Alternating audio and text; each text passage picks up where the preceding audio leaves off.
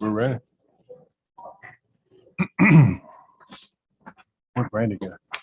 She went to get batteries, but she can go ahead. You can go ahead. Okay, we'll call the meeting to order for August 8th, 2022. Do roll call. Supervisor Lewis. Present. Supervisor Day. Here. Supervisor Ayers. Here. Supervisor Lyons. Here. And Supervisor McDaniel's present as well. We will now have a prayer for the board, followed by a pledge of allegiance. Those attending are not required to participate, but if you'd like to join us, please stand. Lord, I thank you for giving me this opportunity to serve on this board. I pray that you'll be with the board tonight as we make our decisions, that they are true and the best decisions for the citizens of Rockbridge County. And now I ask that you forgive us our many sins. Amen. I pledge allegiance to the flag of the United States of America and to the republic for which it stands, one nation, under God, indivisible, with liberty and justice for all.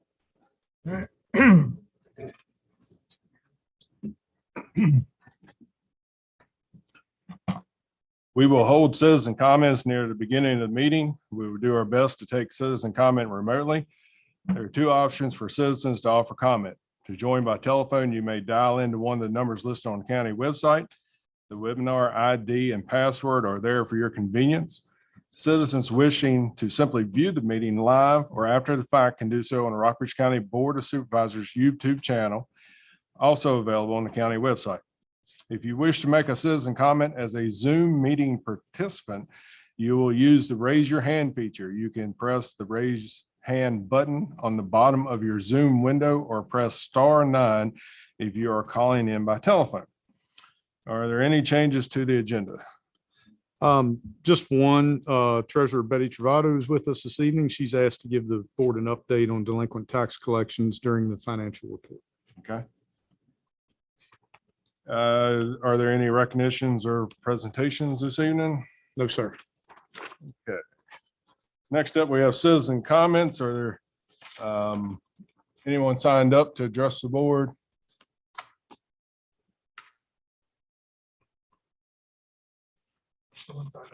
There's no one online either. No one online. Are there any written comments need to be read in? I have none. Okay. Is there anyone here who didn't get a chance to sign up wishing to address the board?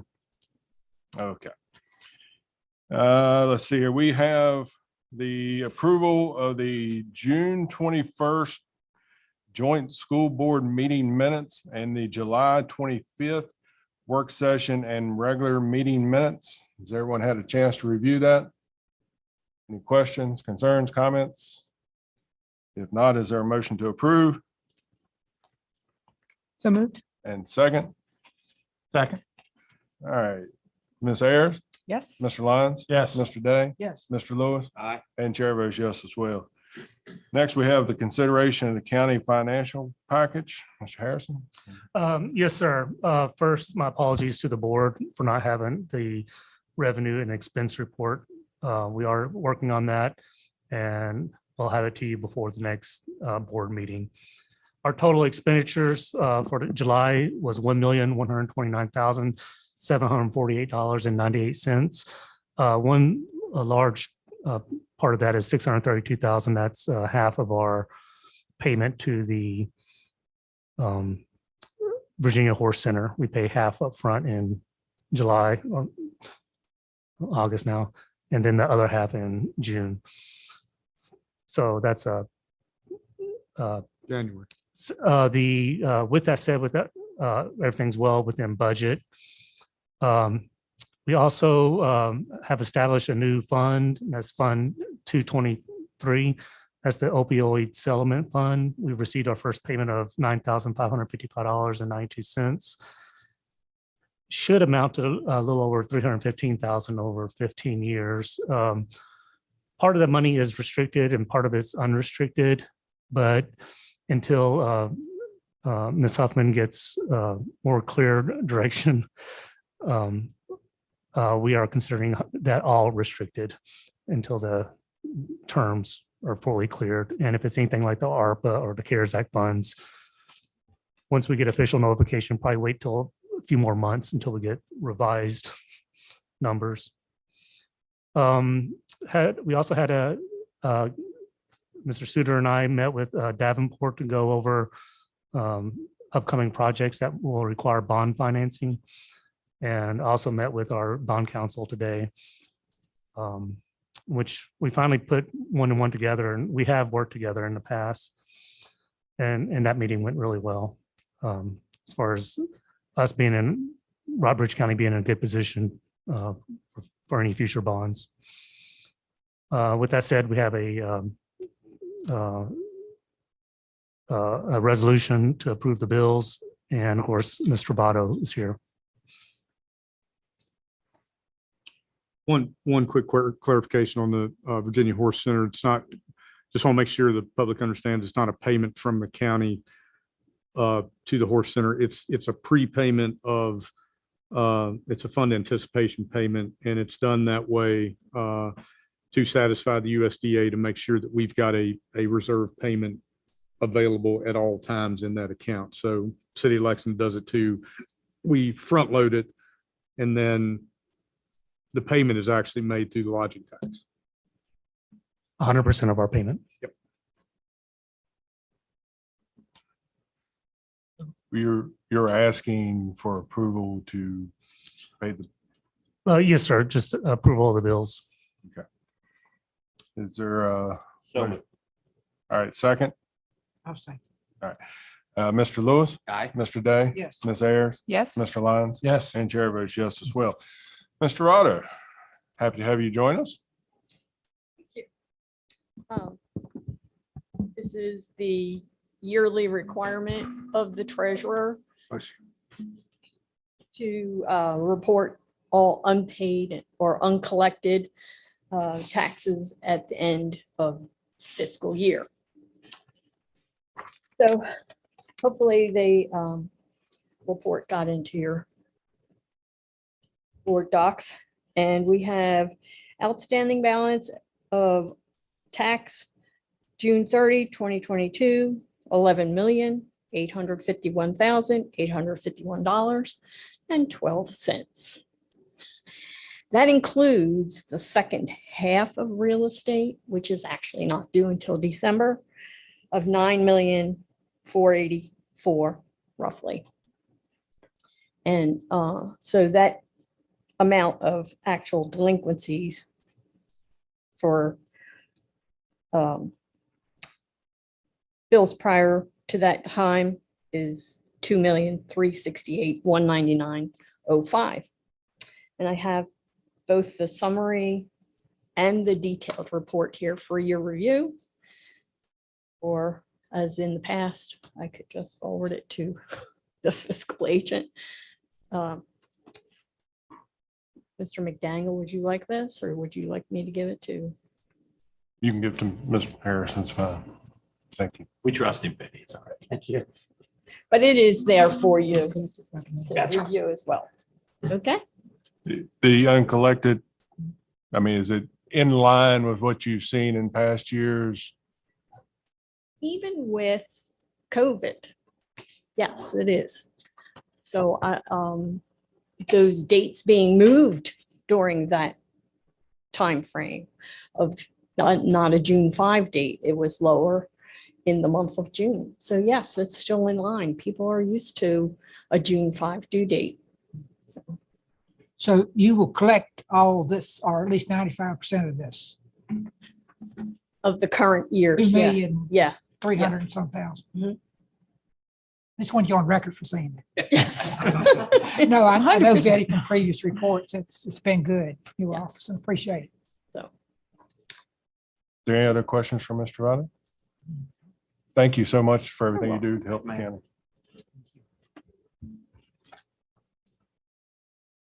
All right, next we have consideration of the request for Hulls Drive-In for tax exemption. Ms. Huffman, you going to help us with that? Yes, sir. This is a request submitted by Hells Angels, Inc., a Virginia nonprofit corporation, to be a designated tax exempt property located at 2367 North Lee Highway. This is in the Walkers Creek Magisterial District of Rockbridge County. There are two parcels. One is 4.85 acres and the other was originally assessed as building only. The real estate tax for the 4.585 acres is $3,274.50.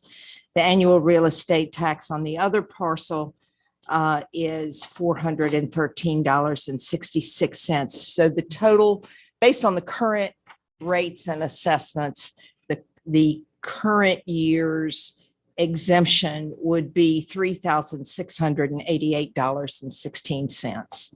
That will vary year to year depending upon new assessments, new rates. Copies of the application and the supporting documentation were included on board docs. Their Form 990, which is their income tax returns for a nonprofit organization, are on file in the Office of the County Administrator for years 2018 through 2021. There are certain additional considerations when the board is looking at a designated tax exemption. It's whether or not they are exempt pursuant to 501c3 or 501c, whether a current annual alcoholic beverage license for serving alcoholic beverages has been issued for use on the property, whether any director, officer, or employee of the organization is paid compensation in excess of a reasonable allowance, whether any part of the net earnings of such organization inures to the benefit of any individual, and whether any significant portion of the service provided by such organization is generated by funds received from donations, contributions, or local, state, or federal grants, whether the organization provides services for the common good of the public, whether a substantial part of the activities of the organization involves carrying on propaganda or otherwise attempting to influence legislation, and whether they participate in or intervene in any political campaign on behalf of a candidate for public office. The revenue impact to the locality and its taxpayers of exempting the property, and any other criteria, facts, and circumstances that the governing body deems pertinent to adoption of the ordinance. Lauren Summers, Executive Director of Hells Angels, has prepared an addendum which was included in the application on board docs that addresses each of these above criteria. And I believe she's also here to speak to the request. So if once you've had a chance to consider this, if it's acceptable to you, you would schedule this matter for a public hearing. It is required by statute, and we can put it on the August 22nd agenda. This designation would only be for this current year moving forward. It wouldn't include any past years, correct? That's correct. And it would only be for Hulls Drive-In. If the property was sold or something, the new owner would have to go through the same process That's correct, if they qualified. if they qualify. Yeah.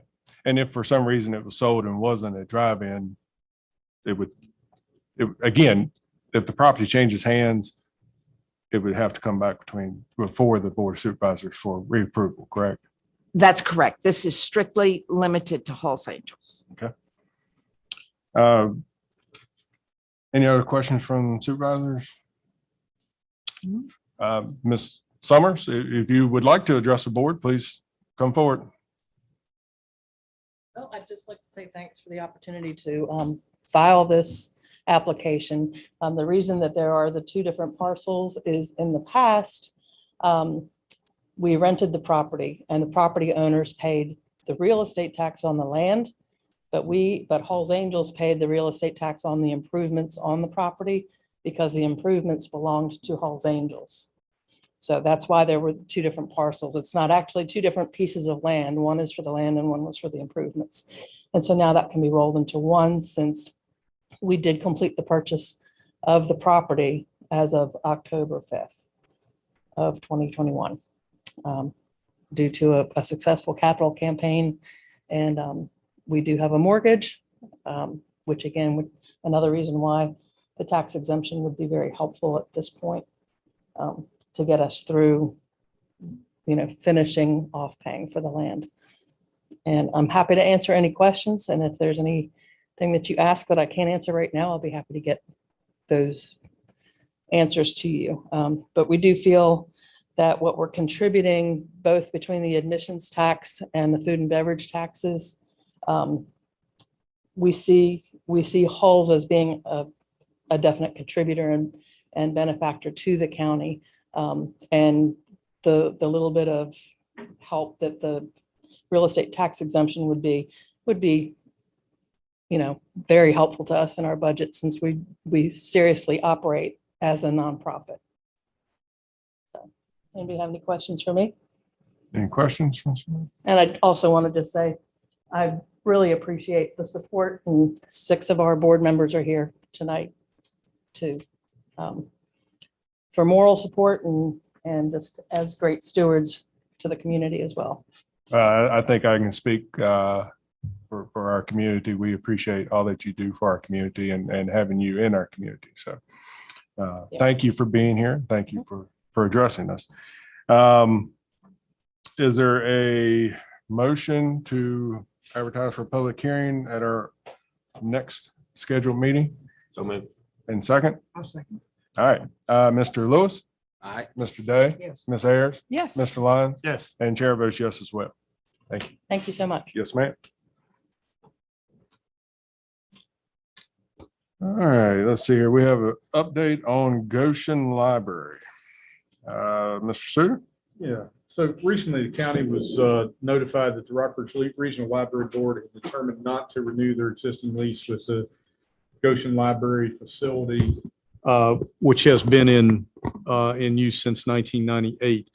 I do want to note that it is not technically a current lease. The lease hasn't been, it's just been renewed in principle, but the lease has expired. The owner of the facility was provided notice that the board would be out of the building by October 15th. The reasons cited were roof leaks and associated mold and also declining patronage at the branch.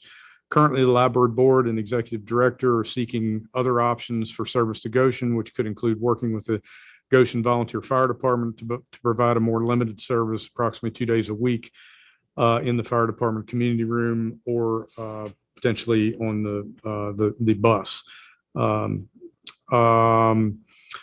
So this discussion, and that would include Wi-Fi service. So the discussion also impacts our provision of preschool services through the county's preschool program, because the preschool utilizes and at no cost a class space in the current library location.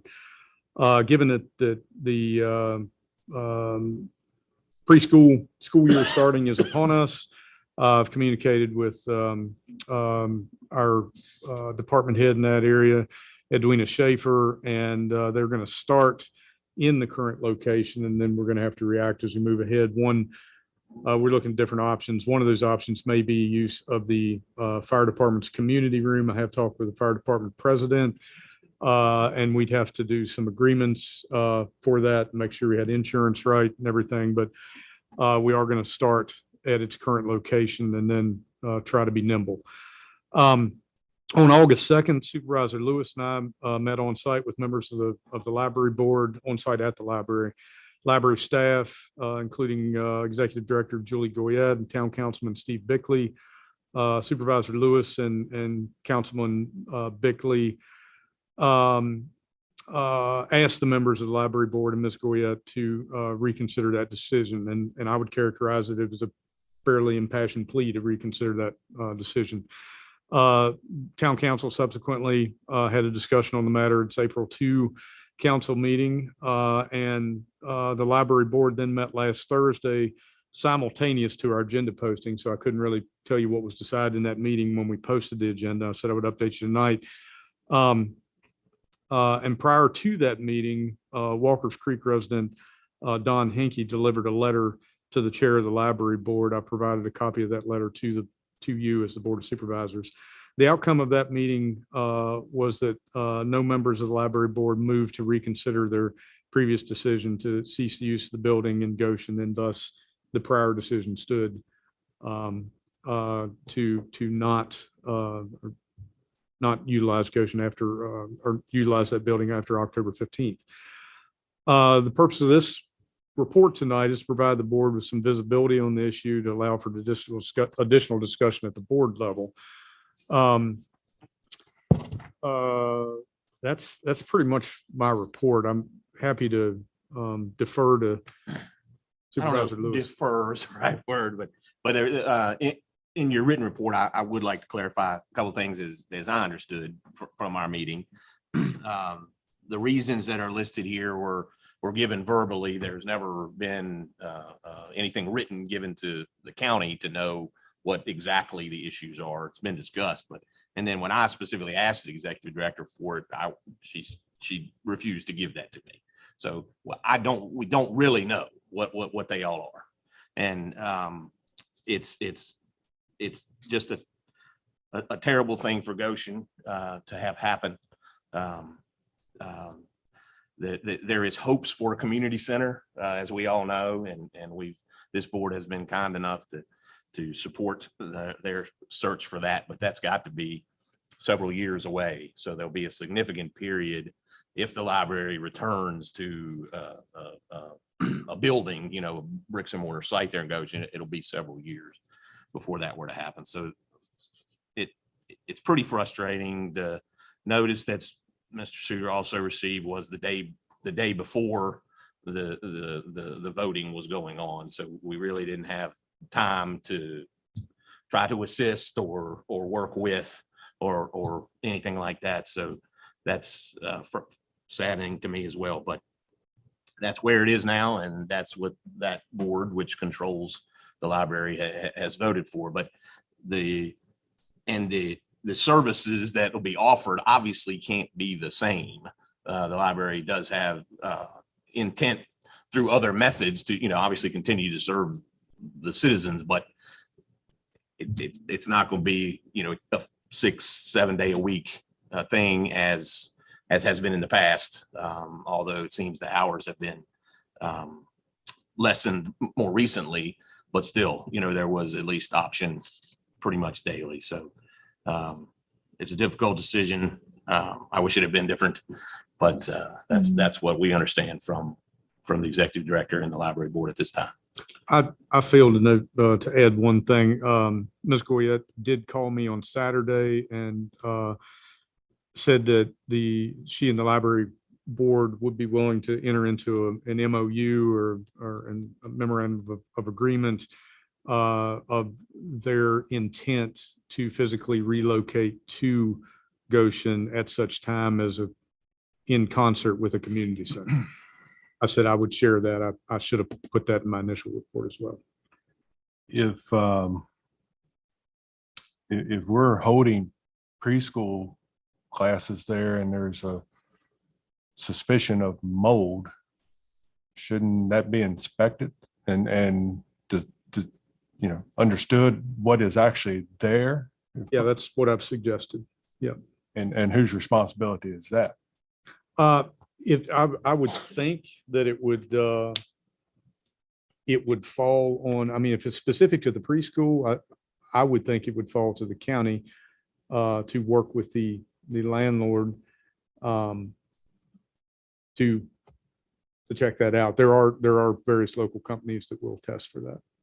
I would think that needs to be done sooner than later before the kids come in there. That's what I've suggested. Yep. Well, And can I mean, a suggestion, we suggest to the library, no, not to the library, we suggest to the landowner. How does a suggestion become it's going to happen? I think within a I'm going to week? have to coordinate it. And, Okay. and, in my discussions with the property owner, he doesn't feel that's an issue. It's kind of a disagreement, I think. I was back there the other day. I didn't have time. I had to head to another appointment. I wanted to kind of tour around in the back some more, and see the actual issues. But my thought would be just to go ahead and procure some services to get that tested. I mean, after all, we're not paying anything for this to use this space, so I would assume we would need to pay for it. Yeah, well, that's And what would I happily didn't want finish. to do that. I should have finished my thought process there. I think it would be to the fall in the county to test if we were the ones that think and we want to continue to use it. how, right now, we're not paying for the space because the library's there. When the library's not there, is there going to be a cost for our preschool program there? I would certainly think so. But didn't the localities budget for Goshen to be, that library to be there? I mean, is there not funding in our budget to have a library in Goshen? And if there is, But if there's not going to be a library there, then there should be a reduction in expenses. or we can take that money to put towards our preschool for this year. That's correct. The money is in the budget to be designated to the library board in accordance with the budget that they submitted to the county, which at the time, I believe, included the Goshen Library. But not specific in their budget. So it sounds like what I'm hearing is, okay, well, we'll just take money from the library board to pay for the preschool rent. And that'd be like saying if something didn't happen in any group, that would go take money back from them. Well, there should be a surplus money for not paying rent or, In their budget, In but their not budget. necessarily in our budget. Yeah, I mean, if my understanding is correctly, we've allocated funds to the library board Right. with the understanding that there is going to be certain locations that the library will operate in, Goshen being one of them. And our budget process is in April. We're being told in August that they're moving out in October. Right. So it's my thinking, the library won't need all the anticipated funds that we have allocated for them because they're not going to be in that location. Right, but they will be providing some service, so it's not a total. But, and I understand what you're saying. Procedurally, I'm not sure we can say, okay, we're going to cut your budget now. Because I don't have their budget and I don't know how it's broken out line item. Whether it's just facilities And I'm just theoretically Right. speaking, but I think maybe for our next meeting, if this is still a topic, we need to have that information so that we can understand the impact of their budget and ours. right. And I understand it would be devastating to Goshen on one hand, but on the other hand, I don't want our kids or our adult patrons or our workers in a building that has a roof that leaks and could have other things wrong with it. I think, in addition to checking for mold, which shouldn't take long, but, we need to look, is the roof in need of repair and is it leaking? And if those things are not going to be taken care of, then we shouldn't be putting our kids in that situation. Yeah, nobody's verified any of that. So we can all hypothesize one way or another. That those things, the only thing that could exist is the leak. I think that has been verified. But, and I don't know that has been fixed, but now it doesn't matter. Any of that stuff doesn't matter because if the kids aren't going to be there, Yeah, no, it's not an issue. That's Pay for an inspection, we ought to inspect everything is my point. Well, the library board has already decided that they're not using the building. So that was sort of that, some of that was the conversation we were having with, when we had that meeting Right, but was, if we're talking how can about we help? keeping the preschool there, we need to make Come up with a sure. But lease. for Yeah, I them. don't know that we that have yet. the initial option and Ms. Goyette actually took the first step in that, realizing that, you know, we're utilizing the library space at no charge for that service. She had already talked to the fire department to see if that's something that could be shifted over to the fire department as well. So that's the direction I was heading. And I talked to Supervisor Lewis a little bit ago, and the thought could be that if it's a safe building, potentially we'd work with the landlord to continue the space without having to move everything and move into the fire department. We have to address that and make sure it is in fact a safe space. Yeah, So we're, Just pursuant to the fire department conversation, that's not something I'm necessarily comfortable with of having a preschool. I was going to say, we're having a preschool and we may have Right, but people responding to an emergency and, you know, Mhm. right, but that would be up to us then at this point. Now, if the library's not involved anymore, it would be the county's job to figure out where to house the preschool. Yes. But yeah, I just wanted to go on record. I'm not. was overly it was comfortable with that. during y'all's meeting, was it any clarification why the hours were reduced? I mean, if I looked at the information correctly, there was a drastic reduction in hours, and especially in the weekday evenings when school kids, I mean, I'm sure most of the Goshen school kids who ride the bus may not get home till 5 o'clock. And if the library's closes at 5, I mean, it needs to be open to like 8 o'clock so they can access the materials. I mean, was there any discussion about that? No, because the focus was on the use of the building or the ability to use the building, a safe building. So that those are good questions, but I was not aware of it. I don't know if you were either prior to that meeting. That information came to me after that meeting. So in my head, I was thinking apples to apples, all factors being the same. There was just a reduction in patronage at the library. But if Mr. Hinkey's letter is correct, there was a significant reduction in the hours that were previously 8 or 9 in the morning to 8 at night, Monday through Friday. And then I believe it was 9 to 8 on Saturdays, and then 1 to 6 on Sundays is what was shared with me. And the current hours are Monday through Thursday, I believe 8 to 5, and closed on Friday.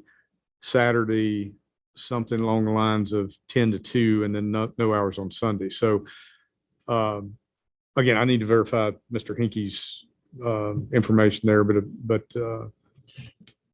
that if that's correct, there's significant reduction in the availability of hours.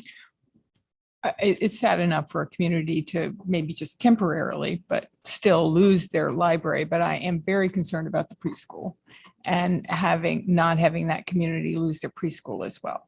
So I don't know what we as a board need to do to support you, staff, in doing what we need to do to make sure that preschool continues in some capacity in a safe location, obviously.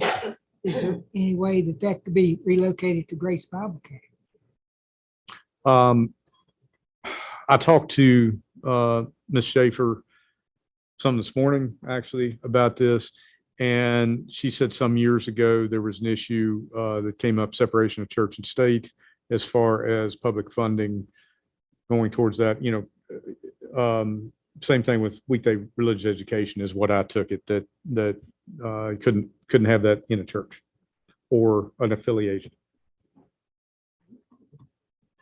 Not that this is a good plan either. Just throwing out suggestions, throwing darts at the dartboard here, but I believe the YMCA is starting up a preschool. Have you had any discussion with them about how they could assist in this matter? We haven't concluded the discussion, but there is the potential of perhaps eventually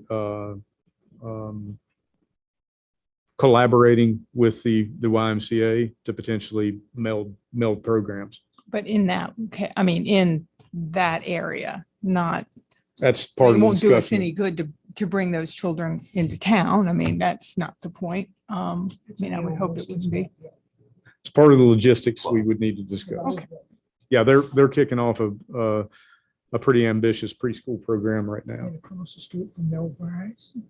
I thought we had one out there during COVID. They in a did, but church. they're moving it Okay. down to the whole complex or Magnolia. Well, maybe our preschool could move into that location. Could it? Into what location? Well, where the Y did have one in Jay's district. Oh, I think they had it at Rockbridge Fast Firehouse, either that or they moved it maybe to one of the local churches there. So. I appreciate Mr. Suter and Mr. Lewis for reaching out and going to meet. I believe there is enough response from the board here that we would like to have additional information, perhaps at our next meeting, and around some of the questions that we have brought forward. And I realize, also there's question of funding and stuff, but, as supervisors, we're tasked with collecting taxes and revenue and then dispersing it through the community for community service. And if the organizations that we disperse to aren't providing those services, then I feel like we have the responsibility to inquire as to why, and if need be, reduce those disbursements. So. And it sounds to me like it's the board's directive, or you're okay with me going out and get quotes to go do, subject to permission from the landlord, getting in the facility and crawling around to look at, initially at least, quickly do a mold assessment. We need to know about the mold, and then if there is no mold issue, we need to know if we can still use the space or not, or if we got to be looking for additional space. So does any supervisor have any issue with allowing the county administration to move forward on that? No, I'd like to see us evaluate the whole building before we put kids in. And ask the landlord if we find anything, what he is willing to do to remedy the situation, and what he would charge in rent. Yeah, I believe there's two separate issues. One being the library is an issue. One being the preschool, so we need to move forward on both fronts, I believe. And I don't have anything written on that either, but in my conversations with the landlord, verbally was stated they will fix whatever needs to be. So if there's issues, I would be hopeful that those will be fixed, but I don't have that guaranteed other than the verbal statement. I'm not sure I can get a structural analysis of the building done prior to preschool starting up. And I'm not even sure what else we're looking at as far as safety. Whether it's just our building official going back and declaring it a safe building Right. structurally. I'm just saying, with all the rain, we should be able to tell if there's leaks. Well- And then it doesn't take an environmental person less than a couple of days. And we've got a couple in town that would probably be out there tomorrow if they got a call. Well, and I understand the impact of preschool and a starting date, but it may need to be delayed. I mean, from a liability standpoint, if we're aware of right now that there may be an issue, we cannot put kids in there and then something happens. So we may need to just delay that somewhat until we're. Or find another location. Yeah, yeah. So, And again, that's why, have had a discussion with the firehouse. That's not a great scenario. As somebody mentioned, it's not great scenario, but they do have a community room. Well, Not to be argumentative, but there is no trained person who has said that these problems exist. I understand. So I'm erring on the side of caution with you, and I would like to see the issues hopefully put to rest and or remediated if it's there. Yeah, I just feel like from a liability standpoint, we need to make sure we need to have someone with qualifications go out and tell us for sure. Correct. I agree wholeheartedly. And And we can use contingency funds to do that. is there any other discussion on that matter? No. Amendments to the electronic participation in meetings policy. Ms. Huffman? In October of 2018, the Board of Supervisors adopted a policy for electronic participation in meetings under the Freedom of Information Act. That policy allows board members to remotely participate in meetings when a medical condition prevents attendance in person or when a personal matter prevents attending in person for up to 2 meetings per calendar year. Then for the last several years, the board has been operating in terms of electronic meetings under the continuity of government ordinance, which has been in place. The latest adopted version will expire on October 5th, 2022. In the meantime, a number of amendments have been made to the state enabling legislation. One series of changes were made in 2021 session. That one in particular authorized during a declared state of emergency for a local public body to meet for lawful purposes, duties and responsibilities in an electronic meeting, as opposed to what was previously allowed, which was only to address the emergency. So in your proposed resolution, you see the revisions that incorporate those changes. They haven't really been needed, but now that we're coming up on expiration, these changes should probably be in place to allow the board to meet pursuant to the newer provisions. In addition, in the 2022 legislative session, there were a number of changes made allowing all virtual meetings, but almost all of those changes excluded the Board of Supervisors, all local bodies, basically. So the state and the state agencies can meet pursuant to those newer provisions and have all virtual meetings, but local bodies, Planning Commission, BZA cannot. It does permit participation if the member's principal residence is more than 60 miles from the meeting location. I have incorporated that change into the proposed policy. It's rare that you would ever need it at the local level, but it would be available if you did. I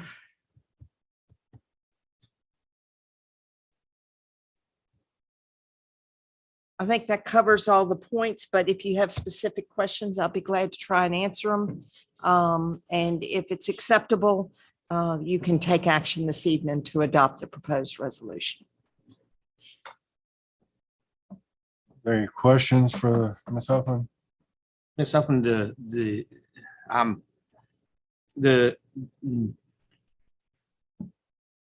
2D, which goes into the 2 meetings or 25%, that was the same as before, wasn't it? Before even the emergency. It was, and I left it out because, or just put in the 2 meetings, I believe. Yes. thinking that even with 2 meetings per month, 2 meetings would be at the 25% level. But the board has, through certain portions of the year, has even more regular meetings. So 25% could actually increase. I guess I should phrase that different. I didn't view that necessarily as a change than what was there before, Well, what's in red is a change. which of course I can't see on my iPad. Let me give you a copy. I apologize. While I support the timber industry, I didn't print out. I apologize.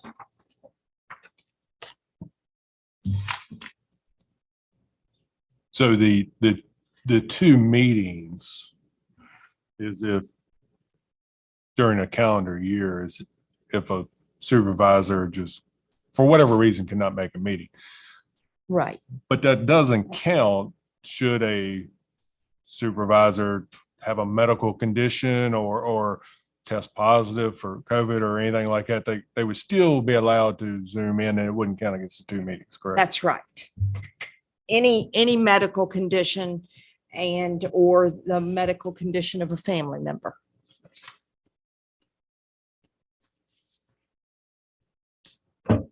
Hmm.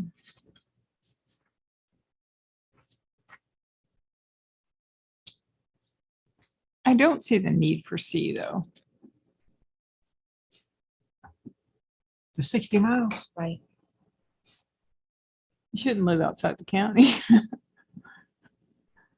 Well, it's not that you would live outside the county. It's that if a meeting were being held Oh, okay. 60 sorry. miles from your residence. So if the Okay. board decided to do a meeting at a different location. So if the board decided to meet in Las Vegas. Well, right. You could, Myrtle Beach. like anybody would Zoom that, but Yeah.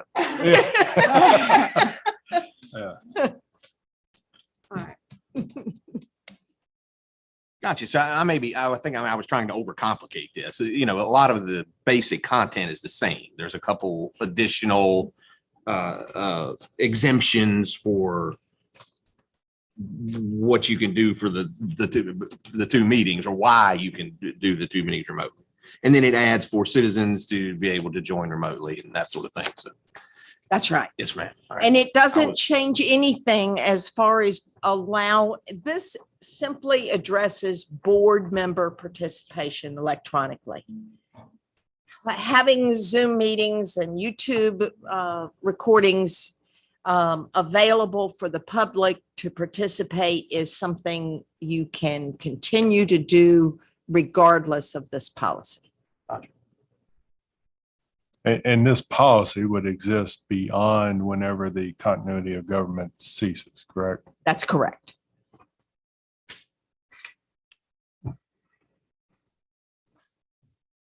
Any other questions, comments? You said that we could take a vote tonight if we're all in agreement. You may. It has an effective date of September 1 because that's when the last session's changes go into effect. All right, you've heard the information. Is there a recommendation to approve? Or would you like to think about it more? No, I make the motion to approve. Okay, is there a second? I'll second. Ms. Ayers? Yes. Mr. Lyons? Yes. Mr. Day? Yes. Mr. Lewis? Aye. And Chair votes yes as well. Thank you, Ms. Huffman. Thank you. Let's see here. We have Board of Equalization appointments. Mr. Suter, you want to update us on that? Sure.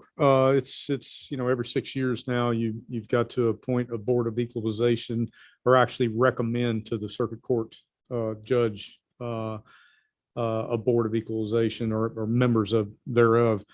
And it's not imperative that you do this tonight or even next meeting, but sometime in September, I have talked with Commissioner Weitzel, and it would be good for him to be able to get through the circuit court appointment process, the swearing in and all that, and then the training for these folks. And just want to keep it in front of you that, you do have some information on there. That, basic information by magisterial districts. Each, there's 5 members by magisterial district, broadly representative of the community. And at least 30% of the members, which if you do the math, that's 1.5 members of the 5-member board. So it's 2, need to be either commercial or residential real estate appraisers, other real estate professionals, builders, developers, legal or financial professionals. And at least one of those 2 shall sit in all cases involving commercial, industrial, multi-family residential property unless waived by the taxpayer. And again, this is for folks to come in and discuss the assessment that they get and try to get I guess an adjustment to that in front of this board. Can't be a member of the Board of Assessors, meaning it can't be Skip Willett, who is doing the assessment. Yeah, they have to attend and participate the basic course of instruction given by the Department of Taxation. So the request is just to each of you ask or be thinking about who you would like to suggest or recommend for appointment on that board. And there was a list of in your package of the last members from the last time 6 years ago. Has any supervisor communicated with you that they have a representative ready? Yes, sir. And will you let us know if once the requirements are met Yes, for the 30%? yes. We'll do that. Because that could impact who we're looking to find to serve on the board. Yes. In searching for other volunteers, I haven't had a chance to contact Mr. Wilson, who served Walker's Creek before. So I would ask if I would like to wait till next meeting, but I think next meeting we probably would be reasonable if the board's willing to wait. But if not, I'm perfectly willing to recommend him and tell him he signed up. Voluntold. He is, I think he would represent a builder. Yes, sir. That's right. Mhm. Obviously, the criteria were met with this slate. So there's 20% of your 30. Just need one more, but I just want to check with it. Yeah. I think we've got another one that would, in other words, I think if Mr. Wilson is willing to serve again, he would be the builder. We have another one that already gives you the 30% that has already agreed. Okay. So should the supervisors relay to you who they're willing to appoint, and by what date do you need to have that information? If you wanted to do it for the next meeting, I think we probably want to get an application, a typical board application from each one of these folks. So by the first next week would be really good. That way we can get the application to them and they could get it in time to put it on board docs for your upcoming meeting on the 22nd. Everybody good with that? Yep. By Monday? Yes, if possible. And again, if you're pushed, it's not, it's fine to go in September. We just want to make sure this is one that did have some detail to the, as you said, 30%. So we want to give you time to take a look at it.